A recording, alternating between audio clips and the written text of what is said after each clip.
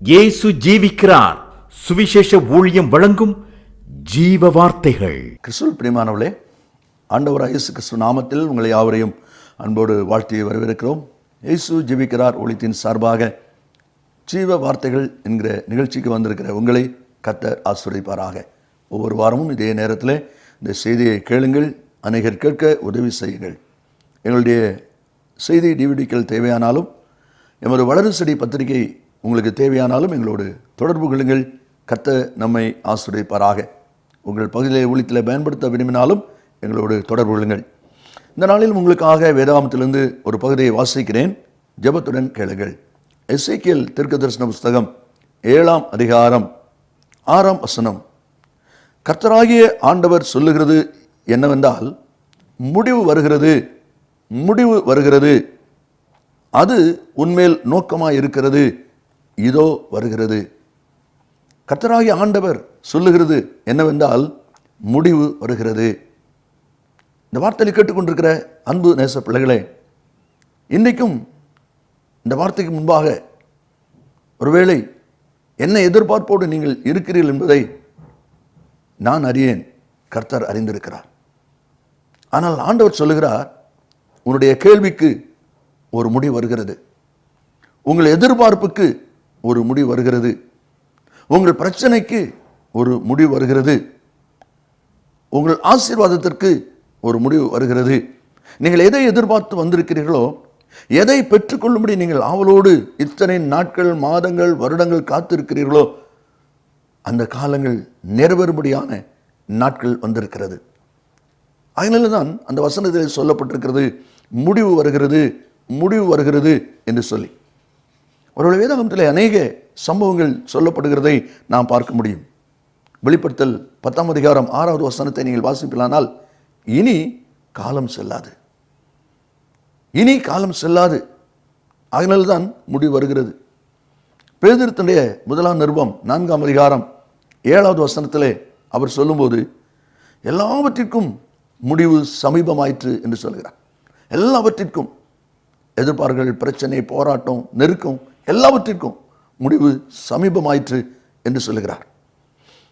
ஏன் விதமாக 2 முறை அந்த வார்த்தை சொல்லப்பட்டிருக்கிறது? ஆதியாகமம் 41வது அதிகாரத்தில் 32வது வசனத்தை நாம் வாசிக்கும் போது, பார்வோனுக்கு ஏற்பட்ட சொப்பனம் 2 முறை வருகிறதை பார்க்கிறோம். அதற்கு என்ன அர்த்தம் என்று சொல்லி யோசிப்பதை சொல்லும் பொழுது என்ன சொல்லுகிறார்? இந்த காரியம் தேவனால் நிச்சயிக்கப்பட்டிருக்கிறது என்பதையும், தேவன் இதை சீக்கிரத்திலே செய்வார் என்பதையும் குறிக்கும் பொருட்டு இந்த சொப்பனம் பார்வோனுக்கு ரெட்டித்தது. ஏன் 2 முறை ஒரே சொப்பனம்? அப்படியானால் சீக்கிரமாய் கர்த்தர் செய்ய போகிறார், இனி தாமதம் இல்லை. ஆகையினால தான் 2 தடவை அந்த சொப்பனம் வந்திருக்கிறது என்று சொல்லப்பட்டிருக்கு. அதே போல முடிவு வருகிறது, முடிவு வருகிறது என்று சொல்லி 2 விசை அந்த வார்த்தை சொல்லப்படுகிறது என்று சொன்னால், இனி தாமதம் இல்லை, இனி நாட்கள் இல்லை. அவ்வளவு சீக்கிரமாய் முடிவு நெருங்கி கொண்டிருக்கிறது. அதே தான் இந்த வாசனத்திலே நாம் வாசிக்கிறோம். வேதாகமம் அநேக காரியங்களை சொன்னாலும் 2-3 காரியங்களை வேகமாய் நாம் வாசித்து ஜெபிக்க போகிறோம். என்ன காரியங்களுக்கு முடிவு வருகிறது? ஆண்டவருடைய சமூகத்திலே நான் கேட்கும்போது, இன்றைக்கு இந்த வார்த்தையை கேட்டுக்கொண்டிருக்கிற மக்கள் எந்த தேவையோடு இருக்கிறார்கள் என்பதை கர்த்தருடைய ஆவியானவர் அறிந்தபடியினால் அவர் இந்த வார்த்தைகளை உங்களுக்காகவே கொடுக்கிறார். முதலாவதாக ஏசாயா 60ஆம் அதிகாரம் 20ஆம் வசனத்திலே நாம் வாசிக்கும் போது, உன் துக்க நாள் முடிந்து போம், உன் துக்க நாள் முடிந்து போம் என்று சொல்லப்பட்டிருக்கிறது. எதற்கு முடிவு? உன்னுடைய துக்க நாட்களுக்கு முடிவு. எத்தனை நாட்கள், மாதங்கள், ஆண்டுகள் என்று சொல்லி ஏங்கிக் கொண்டிருந்தாயே, புலம்பிக் கொண்டிருந்தாயே, எனக்கு ஒரு மாற்றம் வராதா என்று சொல்லி எதிர்பார்த்து கொண்டிருந்தாயே, உன் துக்க நாள் முடிந்து போகும். அது எப்படி சொல்ல முடியும் என்று சொல்லி ஒருவேளை நீங்கள் கேட்கலாம். இது நான் அல்ல, ஆவியானவர் உங்களுக்கு கொடுக்கிற வார்த்தை. காரணம், ஏசாயா 53ஆம் அதிகாரம் 4ஆம் வசனத்திலே, மெய்யாகவே அவர் நம்முடைய துக்கங்களை சுமந்தார் என்று சொல்லப்பட்டிருக்கிறது. அவரே உங்கள் துக்கங்களை சுமந்து விட்டபடினாலே இனி நீங்கள் சுமக்க தேவையில்லை. அதனால தான் உங்கள் துக்கம் முடிந்து போகும், உங்கள் துக்கம் முடிவுக்கு வந்திருக்கிறது என்று கர்த்தருடைய வார்த்தை சொல்வதை பார்க்கிறோம். யோவான் சுவிசேஷத்திலே 16ஆம் அதிகாரம் 20ஆம் வசனத்திலே உங்கள் துக்கம் சந்தோஷமாய் மாறும் என்று சொல்லப்பட்டிருக்கிறது. எப்பொழுதும் சந்தோஷமாய் மாறும். அல்லது ஏன் சந்தோஷமாய் மாறுகிறது? அந்த துக்க நாட்கள் முடிந்து போகிறபடினால், அந்த துக்கத்துக்கு ஒரு முடிவு வந்துவிட்டபடினால் இனி அந்த துக்கம் உங்களை சேதப்படுத்த முடியாது. காரணம், அந்த துக்கத்தின் முடிவு சந்தோஷமாய் மாறும், ஆசீர்வாதமாய் மாறும். நீங்கள் எதிர்பார்த்ததை விட வித்தியாசமான ஒரு மேன்மைக்குரியதாய் அது மாறும் என்பதைத்தான் கர்த்தருடைய வார்த்தை சொல்லப்பட்டிருக்கிறது. உபாகமம் 23ஆம் அதிகாரம் 5வது வசனத்தை நான் வாசிக்கும் போது, கர்த்தர் சாபத்தை உனக்கு ஆசீர்வாதமாக மாற பண்ணினார். சாபத்தை, துக்கத்தை, வேதனையை உனக்கு ஆசீர்வாதமாக மாற பண்ணினார். ஆக இப்படிப்பட்ட நன்மைகள் உங்களை தொடர்ந்து வருகிறபடியினால், உங்களுக்கு ஆயத்தமாக இருக்கிறபடியினால் உன் துக்க நாட்கள் முடிந்து போம் என்பதை நன்றாய் புரிந்து கொள்ளுங்கள். ஆண்டவருக்கு நன்றி சொல்லுங்கள். இரண்டாவதாக ஏசாயா புஸ்தகம் 61ஆம் அதிகாரம் 7வது வசனத்திலே நான் வாசிக்கும் போது, உங்கள் வெட்கத்திற்கு பதிலாக இரண்டத்தனையாய் பலன் வரும். என்ன அருமையான ஒரு வார்த்தை பாருங்கள். உங்கள் வெட்கத்துக்கு பதிலாக, எந்த இடத்துல வெட்கப்படுத்தப்பட்டீர்களோ, எந்த இடத்துல அவமானம் அடைந்தீர்களோ, எந்த இடத்துல காரணமில்லாமல் குற்றவாளி என்று தீர்க்கப்பட்டீர்களோ, அந்த வெட்கத்துக்கு பதிலாக, சிறுமைப்பட்ட அனுபவத்துக்கு பதிலாக, ஒடுக்கப்பட்ட அந்த சூழ்நிலைக்கு தக்கதாக இரண்டத்தனையான பலன் உங்களை நெருங்கி வந்து கொண்டிருக்கிறது. அப்படியானால் உங்கள் வெட்கத்தின் நாள் முடிந்து போகும். முடிவு வருகிறது. உங்கள் வெட்கத்தின் நாளுக்கு, உங்களுடைய வேதனையின் நாட்களுக்கு, நீங்கள் காரணமில்லாமல் குற்றவாளியாக நிறுத்தப்பட்ட அந்த வேதனையின் அனுபவத்திற்கு முடிவு நாட்கள் வந்துவிட்டது. அதைத்தான் தேவனுடைய வார்த்தை சொல்வதை பார்க்கிறோம். அதனால்தான் ஏசாயா 29ஆம் அதிகாரம் 22வது வசனத்திலே நான் வாசிக்கும் போது, இனி யாக்கோபு வெட்கப்படுவதில்லை, அவன் முகம் செத்து போவதும் இல்லை. இனி யாக்கோபு வெட்கப்படுவதில்லை. இந்த வார்த்தையை கேட்டுக்கொண்டிருக்கிற அன்பு நேச பிள்ளைகளே, இனி நீங்கள் வெட்கம் அடைய மாட்டீர்கள். இனி உங்களை வெட்கம் சூழ்ந்து கொள்ளாது. காரணம், அந்த வெட்கத்தை ஆண்டவர் மாற்றுகிறார். வெட்கத்தின் அனுபவங்களை கர்த்தர் மாற்றுகிறார். இரண்டத்தனையான ஒரு ஆசீர்வாதமான நன்மை அவர் உங்களுக்கு ஆயத்தம் வைத்திருக்கிறார். அதனால்தான் அதே ஏசாயா 54:4 வாசிக்கும் போது, பயப்படாதே, நீ வெட்கப்படுவது இல்லை என்று சொல்லி ஆண்டவர் அருமையான ஒரு வாக்கு தத்தத்தை அங்கே குறித்திருக்கிறதை நாம் பார்க்கிறோம். இந்த வார்த்தையை கேட்டுக்கொண்டிருக்கிற அன்பு தேச பிள்ளைகளே, முடிவு வருகிறது, முடிவு வருகிறது. அது சீக்கிரமாய். எதற்கு? உங்கள் வெட்கத்தின் நாட்களுக்கு. உங்களை வெட்கப்படுத்தினார்களே, உங்களை வேதனைப்படுத்தினார்களே, அதே இடத்துல, அதே ஜனங்களுக்கு மத்தியிலே நீங்கள் கம்பீரமாய் நிற்கக்கூடிய நாட்கள் தூரத்தில் அல்ல, சமீபமாய் இருக்கிறது. விசுவாசத்தோடு அந்த நாட்களை நீங்கள் சுதந்திரித்துக் கொள்ளுங்கள். மூன்றாவதாக ஏசாயா 30ஆம் அதிகாரம் 19ஆம் வசனத்திலே நாம் வாசிக்கிறோம், இனி நீ அழுது கொண்டிராய். முடிவு வருகிறது. முடிவு வருகிறது. எதற்கு? உன்னுடைய அழுகைக்கு முடிவு வருகிறது. உன்னுடைய அழுகைக்கு முடிவு வருகிறது. நிறுத்தினாலும் உன்னாலே நிறுத்த முடியவில்லை உன் கண்ணீரை. இருதயம் ஏங்கிக் கொண்டே இருக்கிறது, உள்ளம் அழுது கொண்டே இருக்கிறது. நீங்கள் தனித்து போகும்போது உங்களை அறியாத ஒரு ஏக்கம் உங்களுக்குள்ளே இருந்து கொண்டே இருக்கிறது. ஒரு மற்றவங்களுக்கு தெரியாது, ஜனங்களுக்கு தெரியாது. ஆனால் கர்த்தர் அதை அறிந்திருக்கிறார். கர்த்தர் அந்த அழுகையை அறிந்தபடினாலே, உங்கள் வேதனையின் அனுபவத்தை அறிந்தபடியினாலே அவர் சொல்லுகிறார், உன் அழுகை முடிந்து போகும், உன் அழுகையின் நாட்கள் முடிந்து போகும், இனி நீ அழுது கொண்டுகிறாய். அதுக்கு காரணம் என்ன என்று சொல்லி வேதத்தில் நான் வாசிக்கும் போது, யோவான் 20ஆம் அதிகாரம் 15வது வசனத்தில் விருத்தெழுந்த இயேசு மரியாளை பார்த்து, ஸ்திரீயே ஏன் அழுகிறாய்? ஸ்திரீயே ஏன் அழுகிறாய்? யாரை தேடுகிறாய்? அன்றைக்கு அந்த மரியாளுடைய அழுகை கர்த்தரால் விசாரிக்கப்பட்டது. அதே கர்த்தர் இன்றைக்கு இந்த நிகழ்ச்சிக்கு முன்பாக அழுது கொண்டு இருக்கிற, அழுகையின் அனுபவத்தில் இருக்கிற உங்களோடு பேசிக் கொண்டிருக்கிறார். ஏன் அழுகிறாய்?